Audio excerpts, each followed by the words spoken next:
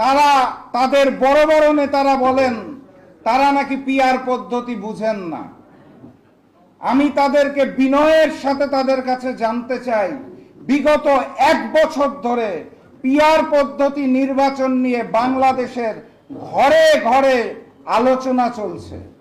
আপনারা বিগত 1 বছরে একদিন, এক বেলা, 1 ঘন্টা 5 মিনিট সময় পান নাই বিএনপির এত বড় বড় নেতা গুগলে যে পিআর পদ্ধতি কি এই জিনিসটা টাইপ করা।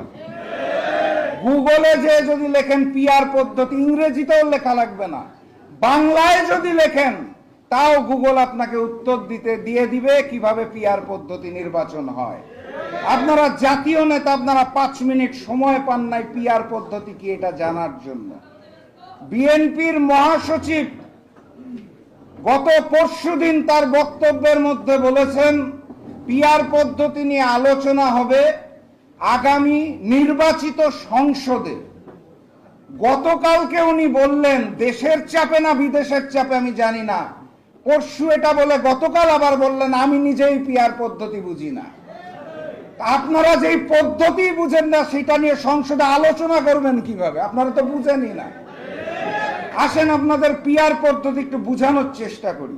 পিআর পদ্ধতি হচ্ছে সেই পদ্ধতি, সারা দেশে যেই ভোট পড়বে ওই প্রতীকে সকল ভোটের যোগফল যদি আপনি 1% পান তাহলে সংসদে 3টা আসন পাবেন।